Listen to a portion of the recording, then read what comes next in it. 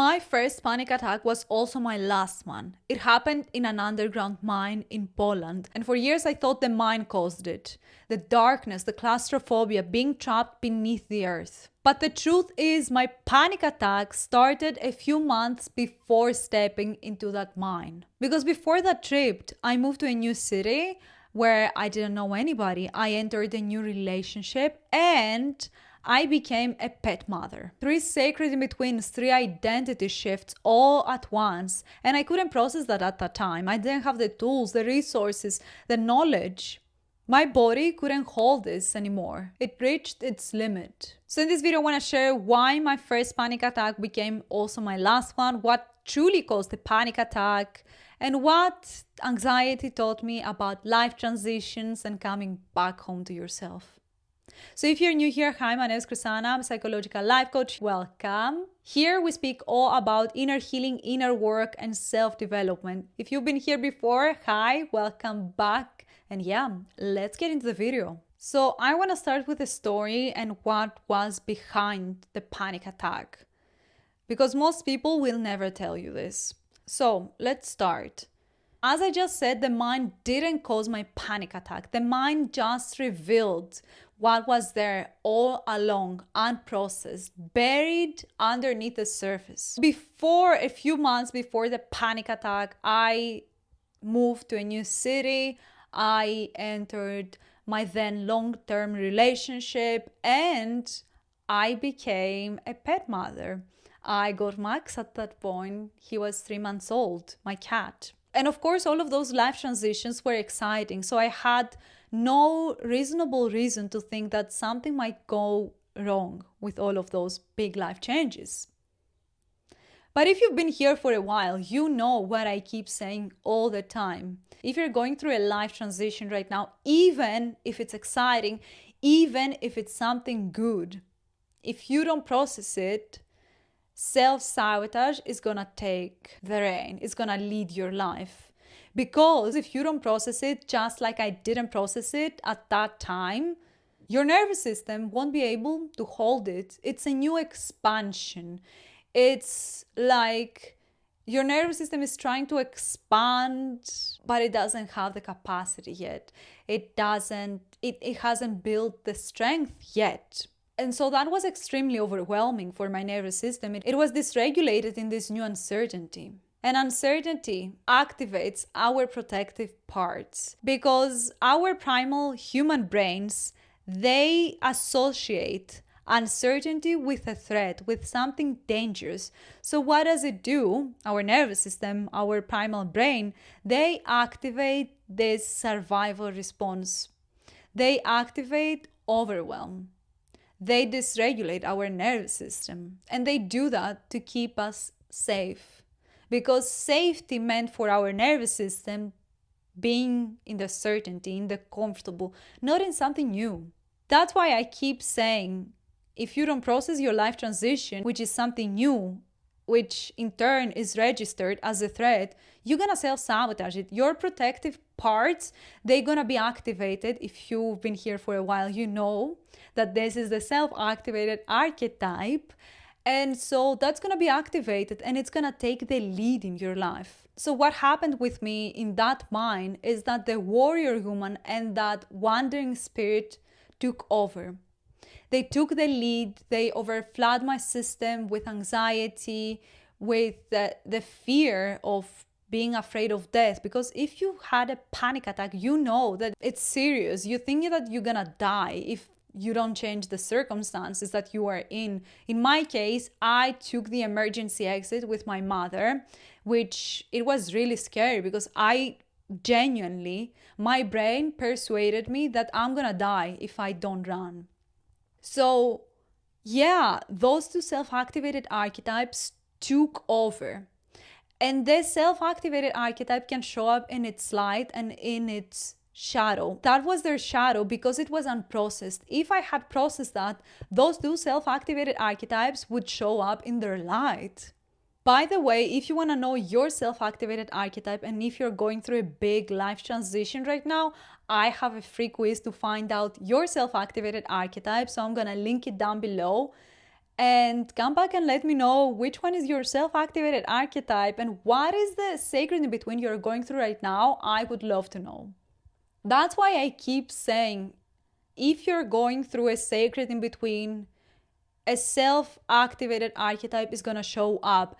And how you perceive it, how you're going to deal with it, how you process it, how much you process it, is going to determine if you're going to allow yourself to hold this new life, this new career, this new opportunity, this new relationship, this new city, anything you might be going through right now. So if you know your self-activated archetype, you have awareness around which one it shows up, you can see the sign, you can spot the patterns inside your life, and you can move through that with more ease. So back to the story, what did I do during those sacred in-betweens? Like most high-functioning, high-achieving, oldest daughters, like if you are the oldest daughter, you get me. I kept going. I kept overfunctioning, I kept overperforming, I kept overworking, I kept doing things. I kept trying to control things, the warrior woman. I was in override. I was trying to control external situations by ignoring the internal, which I hate to admit, but this is what I did. I never slowed down enough to process what has happened, to process all of those life transitions. Then we visited family in Poland, we went to this mine, and I had this panic attack. And this interrupted my whole pattern of being in override. In a painful way, yes, but it interrupted it. It made me see things that I couldn't see before. And this is something I wish more people understood. Our bodies are carrying wisdom. Our bodies, they are sending us symptoms as signals. What do I mean by that? This panic attack was just a message to me from my body that it cannot keep up in this way. It cannot keep up moving through those big life transitions with so much fear underneath, hidden, with so much disorientation and confusion, and all at the same time while not processing all of that. With so much unprocessed disorientation and confusion. It couldn't keep up with that. It couldn't hold this uncertainty without my help. This was the signal to collaborate. Not punishment or proof that I was broken. No. Yeah, this was really scary. And this was just an interruption. A way through which my body sent me this invitation to see that it needs some kind of attention and holding. No longer avoiding that through burying everything underneath the surface, which we all did in the past. If you're a human, you've done that. We all done that. There is no shame in doing that. It's just that at some point, there's gonna be an interruption in our lives, and either we learn the easy way or the hard way. And I certainly learned the hard way. So if you're watching this video, you can avoid that. So my last point is that after having a panic attack, after having depression, after a trauma, a serious trauma occurring in our lives, most people go one of two directions. They either spend years trying to get rid of the symptoms, or they become curious. I spent a lot of time trying to get rid of the symptoms, and it didn't work. Not because I didn't find the right solution. I kept looking for solutions, but through the lens of curiosity, not through the lens of fixing myself. So most people, they are trying to fix something inside themselves, and that can cause more harm than before, than the panic attack itself, because it's like you're shaming yourself or you're putting yourself inside a box. The way I saw it is that I didn't accept that this panic attack would identify me. I didn't accept that I had, anxiety disorder. I didn't accept that this is gonna be my new life. This is gonna be my new norm. No, I didn't accept that. Even though I went to people trying to find a solution, I didn't accept that this is gonna be how my life is gonna be from now on. No. And you have to have a bit of this rebellious spirit inside of you to not accept other people's perception of what is normal and what is not. Because my normal was not gonna be, I'm gonna go having panic attacks from now on. No. I refuse to accept that. I chose curiosity. I chose seeing and trying to understand what was beneath the surface. And that's why one of the psychological codes of the sacred in between is called beneath the surface. It's all about excavating what's beneath the roots, what's beneath the surface. It's all about excavating what's beneath the surface. Because if you don't understand what's behind your symptom, what's behind your disorientation, your confusion, your anxiety, your fear, your panic attack, even your depression, you're not gonna get to the other side of this island. You're not gonna get to a state of feeling clear during this uncertainty, of having clarity and feeling like you trust yourself, you trust your life, even in the midst of the uncertainty. Because I'm telling you, it is possible. It is possible to feel like you are leading your life instead of the panic attack, the fear, the disorientation leading your life. It is possible. So that's why I took the approach of excavating what was behind the panic attack. Because most of the time there is a specific wound underneath the confusion, the disorientation, the anxiety. It's not just anxiety. It's not just the panic attack. There is something underneath the surface that needs addressing, that needs our attention, our tending.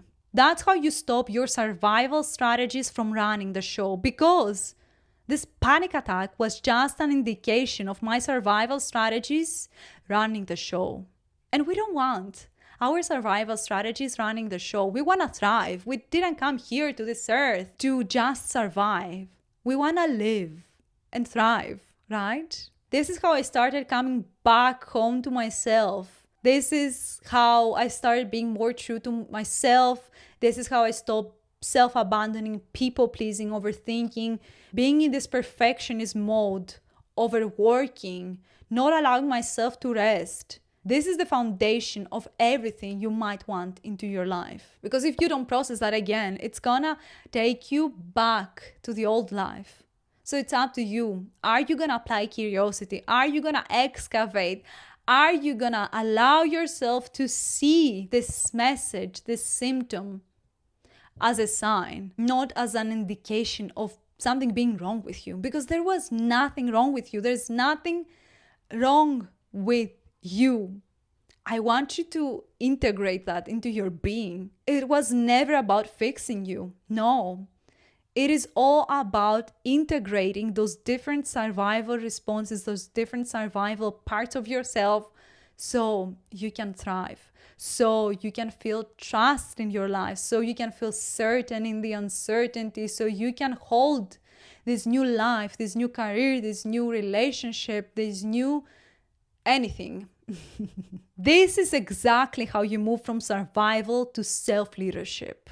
And the moment you stop trying to silence this part of you that is just trying to send you a message, and you start trying to understand what's beneath the surface, is the exact moment you make a conscious choice, a choice that I made after being in those minds, that you get to feel better. You get to feel certain in the uncertainty. You get to be your true self. You get to feel trust within your life, to trust your life. And this is the most important journey you're gonna take in your whole life, coming back home to yourself. Thank you so much for watching. I hope you enjoyed it. I am rooting for you. And again, I left down below the free quiz to get to know your self-activated archetype. So come back and let me know which one are you? What is the life transition you're going through right now? I would love to know. And I'm gonna see you soon. Bye.